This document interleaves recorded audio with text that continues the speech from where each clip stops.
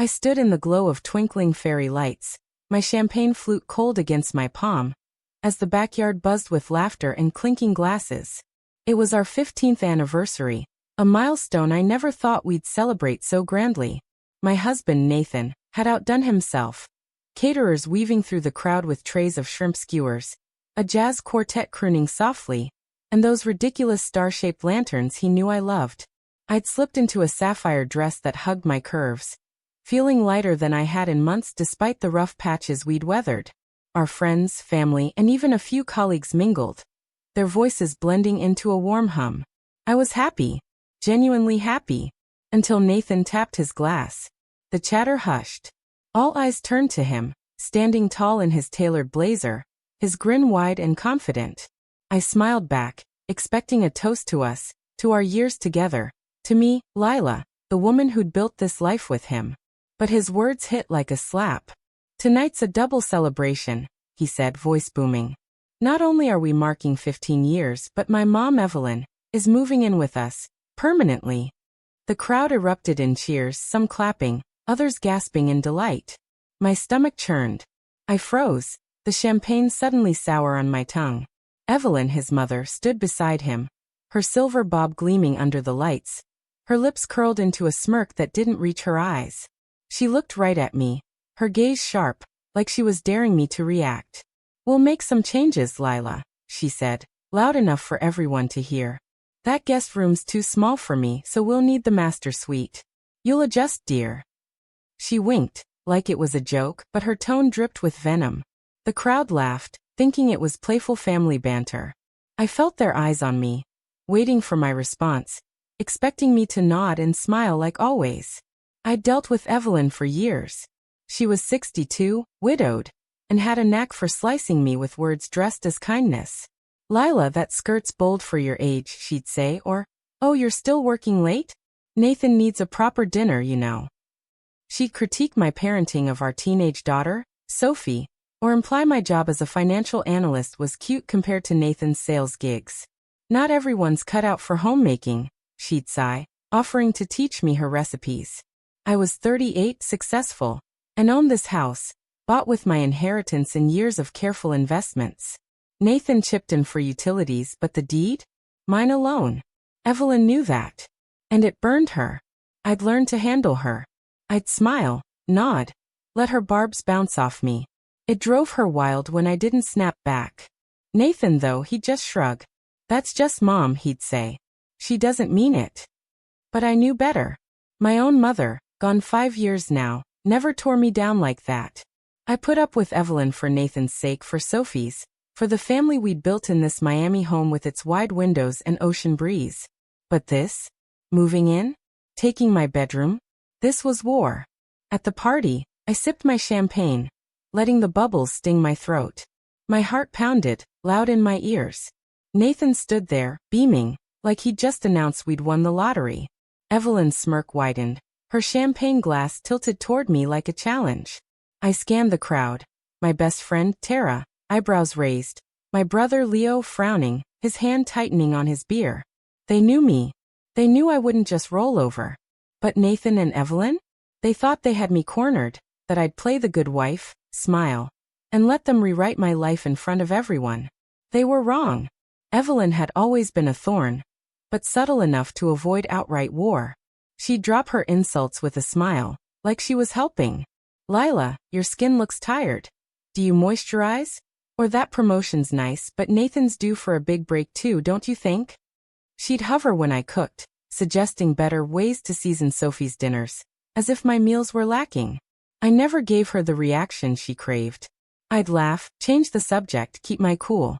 It infuriated her, and I could see it in the way her jaw tightened, her eyes narrowed. Nathan never stepped in. "She's just old school," he'd say, brushing it off. "You know how moms are." No, I didn't. My mom built me up, not down.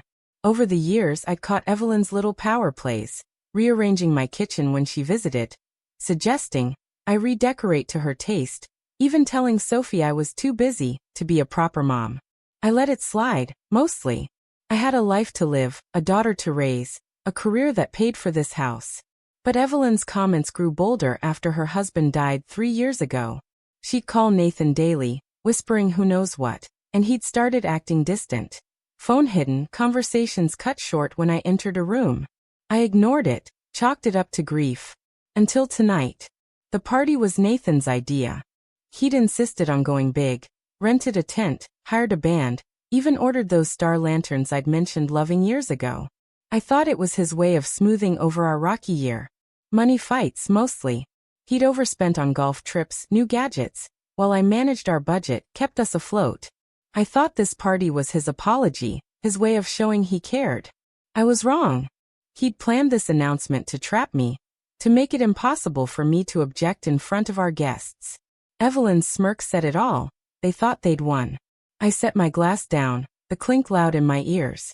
My pulse raced, but I kept my face calm. Wow, I said, voice steady, forcing a smile. Evelyn's eyes gleamed. I know, dear, she said, stepping closer. You're so busy, and I can help. Maybe teach you a few tricks for keeping a home. More laughter from the crowd. My brother Leo took a step forward, his face hard. Tara mouthed, "You okay?" I gave a slight nod. I wasn't okay. But I wasn't helpless either. Nathan and Evelyn thought they could steamroll me, rewrite my life in my own house. They didn't know I'd been watching, waiting, planning. I'd seen the signs. Nathan's secrecy, Evelyn's smugness. I wasn't the naive wife they thought. And I had a surprise of my own, tucked in my purse, ready to turn their world upside down. The party lights still twinkled, but the air felt heavier now. The jazz quartet's notes sour against the tension. Nathan's announcement, Evelyn moving in, claiming my home, hung like a storm cloud. I stood there, my sapphire dress catching the glow, my smile plastered on, while inside, my heart thumped like a war drum. The guests sipped their drinks, oblivious to the betrayal unfolding. Nathan grinned, oblivious to the bomb I was about to drop. Evelyn's smirk was a blade, sharp and smug, as if she'd already won. But I'd known something was coming. For weeks, I'd sensed it in Nathan's shifty glances, the way he'd pocket his phone when I walked in, the hushed calls with his mother that stopped when I got too close. I wasn't blind. And I wasn't unprepared. 3 weeks before the party, I'd found the proof. Nathan had always been paranoid about his laptop, locking it even to step out for coffee.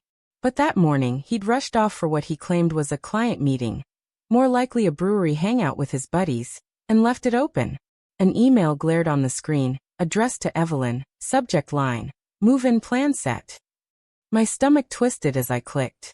There it was, their scheme laid bare. I'll tell Lila at the anniversary party, Nathan wrote. She won't make a scene in front of everyone. She'll adjust once you're here. I've started clearing the master bedroom for you. Lila can take the guest room. Once she's settled, we'll work on getting my name on the deed. My hands shook as I read it again. The deed. My house. The one I'd bought with my father's inheritance, my careful investments, my sweat. They weren't just moving Evelyn in, they were trying to steal it. I sat there, staring at the screen, my breath shallow. Nathan thought he could corner me, use the party to force my hand. Evelyn thought she could waltz in, take my bedroom, my life. The audacity burned. I could have confronted him then, screamed, thrown his laptop across the room. But I didn't. I closed it, grabbed my keys, and drove to my lawyer's office. Sarah, my attorney for years, listened as I spilled everything. Nathan's secrecy, Evelyn's jabs, the email. They're trying to take my house, I said, voice trembling. Sarah leaned back, calm as ever. They can try, she said. But that deed's ironclad. Your name only. Let's make a plan. We did. Over coffee and legal pads, we mapped it out. I'd sell the house, fast, quiet, to someone I trusted. Sarah had a contact, Margaret, a retired real estate investor looking for a Miami property. Margaret didn't haggle. She wanted the house, loved its ocean view, its wide windows. We signed the papers 2 days later, the deal set to close right after the party. I didn't tell Nathan. I didn't tell Evelyn. I told one person. Tara, my best friend, who swore to keep it secret. You're a savage, she'd grinned, clinking her coffee mug against mine. They won't know what hit them. Back at the party, I felt the weight of that plan in my purse. The folded document, a quiet promise. Nathan and Evelyn thought they'd ambushed me, but I was steps ahead. I'd spent weeks preparing, moving my essentials, clothes, Sophie's keepsakes, my dad's old watch, to a storage unit. I'd found a condo, a sleek place downtown with a balcony and city views, ready for me and Sophie. Nathan hadn't noticed. He was too busy plotting with his mother, whispering about how they'd manage me. I let them think I was clueless. It made this moment sweeter. Evelyn's voice snapped me back. "Lila, you're so quiet," she said, her tone syrupy. "Excited about our new arrangement?" The crowd chuckled, thinking she was teasing. My brother, Leo, gripped his beer tighter, his eyes locked on me. Tara hovered nearby, her smirk barely hidden. I took a slow breath, my fingers brushing the document in my purse. "It's a lot to take in," I said, keeping my voice light. Nathan nodded, like he was proud of himself. "It'll be great," he said. "Mom's got so much to offer. Help with the house with Sophie." Evelyn chimed in. "Oh, absolutely. I can teach you how to keep things in order, Lila." Another laugh from the guests. My jaw clenched, but I smiled wider. They thought they had me trapped, that I'd swallow their plan to avoid a scene. Nathan knew I hated public drama. Years of his mother's jabs had taught me to keep my cool. But this wasn't about keeping peace anymore. This was about my home, my life, my daughter. I'd spent 15 years building this, sacrificing late nights at work, saving every penny to secure it. Nathan contributed, sure, but this house was mine. And they thought they could just take it. No. I'd played their game long enough, smiling through Evelyn's insults, ignoring Nathan's excuses. Not tonight. I glanced at the star lanterns, their glow softer now, and felt a calm settle over me. I'd been ready for this. The email had been the final straw, but the signs were there for months. Nathan's late nights, his vague answers, the way Evelyn's calls left him defensive. I'd started watching closer, noticing how he'd changed the subject when I asked about his day, how Evelyn's visits left my kitchen rearranged, my throw pillows swapped for her garish ones. They'd been testing me, seeing how far they could push. I let them, because every step they took gave me more to work with. Sarah had warned me, "Don't confront until you're ready." So I waited, planned, moved in silence. The sale to Margaret was my ace, my way out. She'd paid a fair price, no questions asked, and promised to show up at the party if I needed her. I hadn't planned on that part, but when Nathan sprang his announcement, I texted her from the bathroom, fingers shaking as I typed, "Come now." She was on her way. The doorbell would ring soon, and their world would crumble. I looked at Nathan, his smug grin, then at Evelyn, her eyes glinting with victory. They thought they'd won. They thought I was the same Lila who'd let Evelyn's barbs slide, who'd let Nathan's laziness go unchecked. But I wasn't that woman anymore. I tightened my grip on my purse, the document inside a ticking bomb. Let them laugh. Let them gloat. They had no idea what was coming. The backyard was a frozen tableau, the jazz quartet's notes fading into a hum as Nathan's announcement echoed in my head. Evelyn's smirk, sharp as a shard of glass, lingered as she sipped her champagne, her eyes daring me to crack. The guests watched, some smiling, some shifting awkwardly, waiting for me to play the dutiful wife and nod along. My heart pounded, a steady thump against my ribs, but my face stayed calm, my smile a mask. Nathan stood there, oblivious, his arm loose around his mother's shoulders, thinking he'd cornered me in my own house. My house. The one I'd bought with my father's inheritance, my late-night work, my careful choices. They thought they could rewrite my life in front of everyone. They were about to learn how wrong they were. I took a slow sip of champagne, the bubbles sharp on my tongue, and set the glass down with a deliberate clink. "Actually," I said, my voice cutting through the murmurs, "I have an announcement too." The room stilled. Nathan's grin faltered, just a flicker. Evelyn's eyes narrowed, her glass pausing midair. I reached into my purse, my fingers brushing the folded document I'd carried all night. I pulled it out, smoothed it against my palm, and held it up, letting the moment stretch.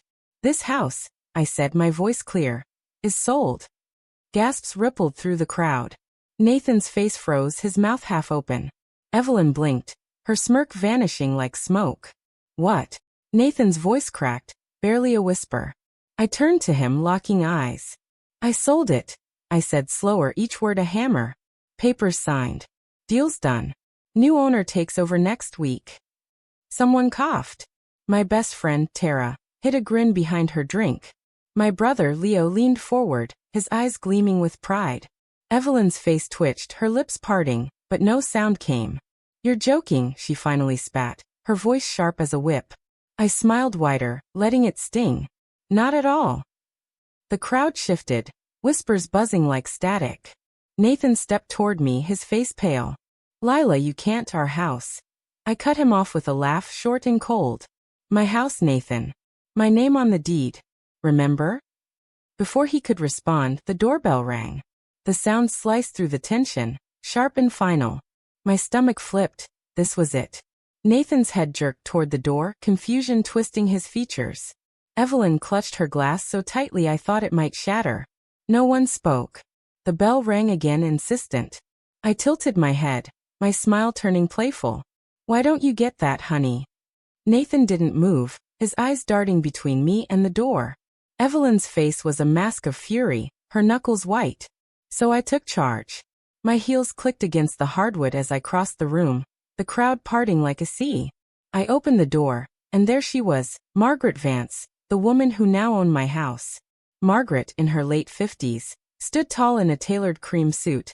Her gray hair swept into a sleek bun. She carried an air of quiet authority, her smile polite but firm as she stepped inside. Her eyes scanned the room, landing on me. Lila, she said warmly. Good to see you. I grinned, my pulse steadying. Margaret, perfect timing. I turned to the crowd, letting the silence build, savoring the weight of their stares. Then I dropped the second bomb. Everyone meet Margaret, I said, my voice ringing. She's the new owner of this house. Dead silence. Nathan stumbled back, like I'd punched him. Evelyn's mouth fell open, her champagne glass tilting dangerously. Tara snorted into her drink, barely containing herself. Margaret gave a small nod. Lovely to meet you all, she said, her tone calm. Lila and I finalized the sale a few days ago. I'll be moving in next week. Nathan lost it. You sold our house, he shouted, his voice breaking as he stepped toward me, eyes wild. Without telling me? I raised an eyebrow, unflinching. Funny, I said, my voice low. I thought we were making life-changing decisions behind each other's backs. His face flushed, a deep red creeping up his neck. Evelyn sputtered, her body jerking forward. This is outrageous, she shrieked. You can't do this. I turned to her, my smile razor-sharp. Oh, but I did. The guests whispered, some edging toward the exits, others glued to the drama. Margaret stepped forward, ever the professional. I don't mean to interrupt, she said, her voice smooth. But Lila's been clear about her plans. I'm happy to let you stay a bit longer, for a fair rent, of course. Nathan's head snapped toward her. Rent? He repeated, like the word was poison. Margaret nodded, unfazed. Yes. I'll be living here, but I'm flexible. If you and your mother need time to find a new place, we can discuss a lease. Market rate, naturally. Evelyn gasped, her hand flying to her chest. Nathan's jaw clenched, his eyes darting to me, then to his mother. I could see the panic setting in, the realization that their plan was crumbling. I leaned back against the wall, my arms crossed, and let it sink in. They'd thought they could take my home, my life, and I'd just smile and take it. Instead, I'd flip the board. The crowd was a mix of shock and amusement. Leo stood closer now, his stance protective, ready to step in if Nathan got too heated. Tara caught my eye, her grin saying she was loving every second. I felt a spark of pride. I'd planned this, timed it, executed it. Margaret's presence was the final nail, proof that their scheme was dead. Nathan and Evelyn had underestimated me. Thought I'd bend under pressure. But I'd been watching, waiting, ready to strike. And now, with the house sold and Margaret here, they had nowhere to hide. The backyard was a battlefield now, the fairy lights casting shadows that danced across Nathan's stunned face. Margaret's calm announcement, she was the new owner, ready to move in, had sucked the air from the room. The jazz quartet had stopped, the silence thick with whispers and wide-eyed stares. Evelyn's champagne glass trembled in her hand, her face a mix of fury and disbelief. Nathan's eyes darted between me, Margaret, and his mother, his jaw tight, veins pulsing in his neck. I stood by the door, my sapphire dress catching the light, the document in my hand a silent victory. I'd sold the house, my house, out from under them. They'd planned to take it, to push me into the guest room, to rewrite my life. But I'd struck first, and now their scheme was unraveling. Lila, this is insane, Nathan spat, stepping closer, his voice low and raw. You can't just sell our home. I laughed, sharp and cold, letting it cut. My home, Nathan. My name on the deed. My decision. His face flushed deeper, his hands clenching into fists. Evelyn lurched forward, her voice a screech. This is betrayal. You're his wife. You're supposed to support him, not ruin him. I turned to her, my smile gone. Betrayal? I said, my voice rising. You mean like plotting behind my back to take my house? To move my things, to steal what's mine? The crowd gasped, heads turning. Tara, my best friend, leaned against a table, her grin wicked. My brother, Leo, stepped closer, his eyes locked on Nathan, ready to intervene. Evelyn's mouth opened, then closed, her face paling. What are you talking about? She snapped, but her voice wavered. I stepped toward her, my heels clicking, the document still in my hand. Oh, you didn't know the whole plan, did you? I said, my tone icy. Nathan wasn't just moving you in. He was going to get his name on the deed. Maybe even push me out completely. Her head whipped toward Nathan, her eyes wide. Is that true? She demanded, her voice shaking. Nathan froze, his mouth opening, but no words came. The silence was deafening, stretching like a taut wire. I turned to the crowd, my voice steady but loud. I found the email, I said. Nathan to Evelyn. Final move-in date confirmed. He said he'd announce it at the party so I couldn't react. Said he'd move my stuff to the guest room, take the master for you. I pointed at Evelyn, then turned to Nathan. And then the best part. He'd convince me to put his name on the deed. My house. The one I paid for. The one I built. Gasps rippled through the guests. Someone muttered. No way. Tara let out a low. Oof. Evelyn's face crumpled, her hand gripping Nathan's arm. You said we were just fixing things, she hissed at him. You said it was for us. Nathan's face was ghost white, his eyes darting. Mom, he started, but she cut him off, her voice a snarl. You used me. She took a step back, her heels wobbling, her champagne glass forgotten in her hand. You weren't just moving me in. You were going to take her house and what? Cut me out too. The crowd was riveted, some slipping toward the exits, others leaning in, phones discreetly recording. Nathan swallowed hard. His hands raised like he could stop the collapse. Mom, listen, it wasn't like that. But it was. His silence, his flinch, said everything. Evelyn's eyes blazed, her breath hitching. You idiot, she whispered, her voice breaking. You used me. I watched it unfold, my heart pounding but steady. I'd expected Evelyn to defend him, to spin some excuse, but this? Her turning on him? It was better than I'd planned. For years she'd tormented me. Her sly insults, her helpful critiques, her hints that I wasn't enough for her son. And Nathan had let her, shrugging it off, saying, that's just Mom. But now the truth was bare. He'd manipulated her too, used her as a pawn in his grab for my house. Her face twisted, not just with anger but with hurt, the realization that her precious son had betrayed her as much as he'd betrayed me. Margaret, standing quietly by the door, cleared her throat. I hate to interrupt, she said, her voice calm but firm. But if there's any confusion, the sale is final. Lila's been clear about her plans. She glanced at me, a flicker of respect in her eyes. If you need time to move, Nathan, Evelyn, I can offer a short-term lease. Fair market rate, of course. Evelyn gasped, her hand flying to her chest like she'd been stabbed. A lease, she sputtered. In my own. She stopped, realizing it wasn't hers. Never was. Nathan's jaw clenched, his eyes locked on me, a mix of rage and panic. Lila, he said, his voice tight. Where are we supposed to go? I leaned against the wall, my arms crossed, savoring the moment. I don't know, Nathan, I said, my voice sweet but sharp. Maybe with your mother? Evelyn's head snapped toward me, her eyes blazing, but she said nothing. The truth had gutted her.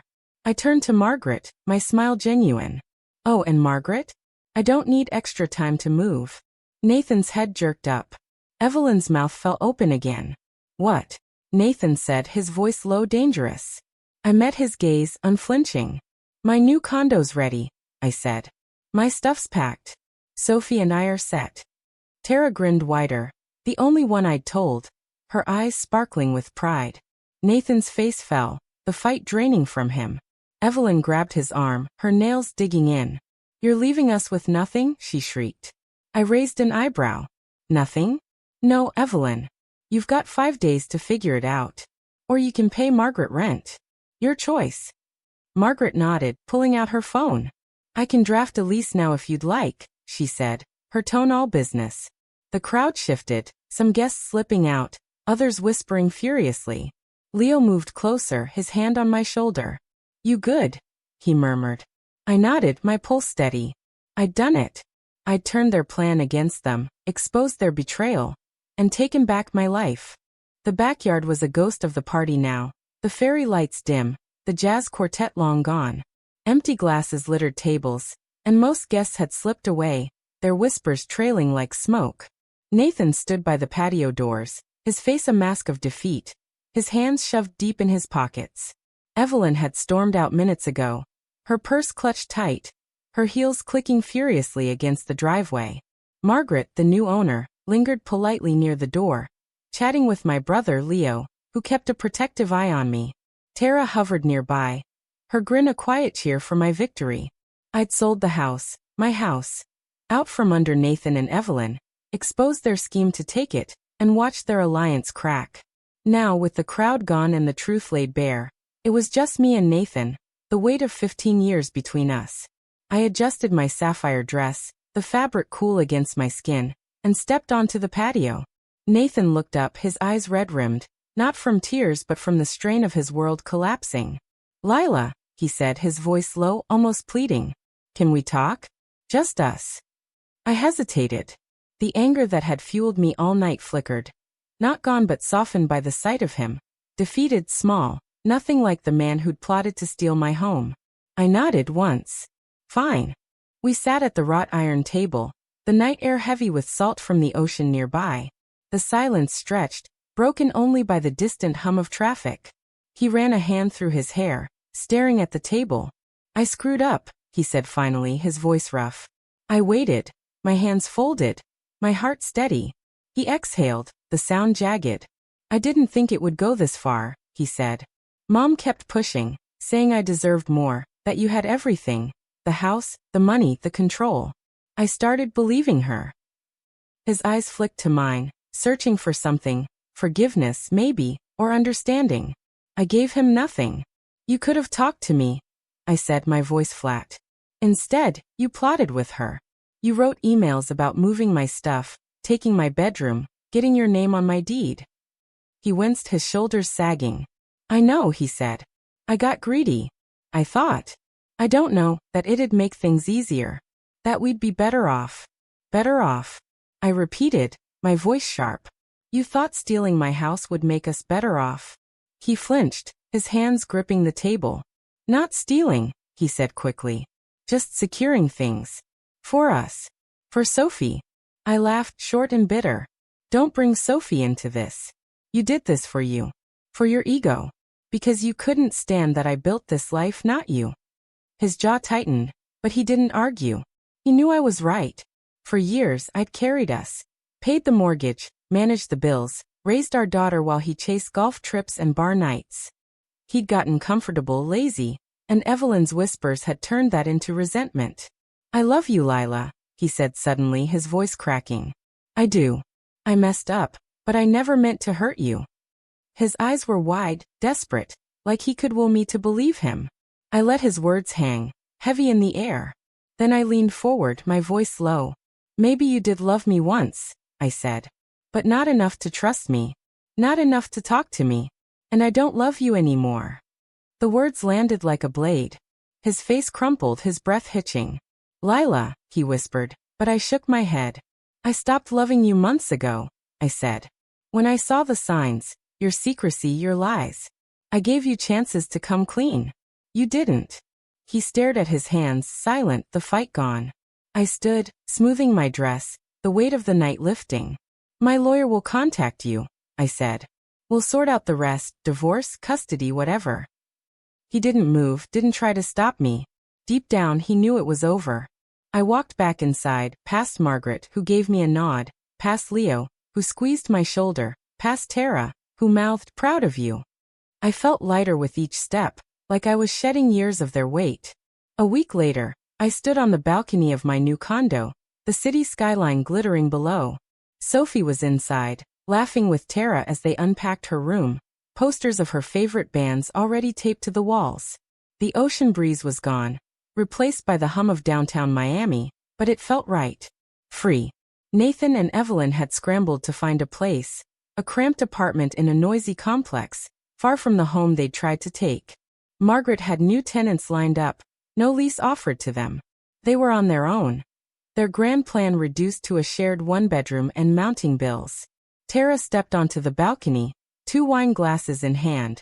To new beginnings, she said, her grin wide. I clinked my glass against hers, the sound crisp in the night air. To putting myself first, I corrected, my voice steady. I took a sip, the wine sharp and bright, and looked out at the city. For the first time in years, I wasn't looking over my shoulder, waiting for the next jab, the next betrayal. I'd fought for my life, my home, my daughter, and I'd won. The future was mine, and it felt like freedom. The condo was quiet now, Sophie asleep, her door cracked open, a sliver of light spilling into the hall. I sat on the balcony, a blanket over my shoulders, the city's pulse a soft hum below.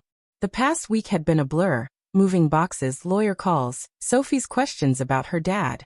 I'd answered honestly but gently, shielding her from the worst of Nathan's betrayal. She was strong like me and she'd adapt. We both would. The house, my old life, was gone, but I didn't miss it.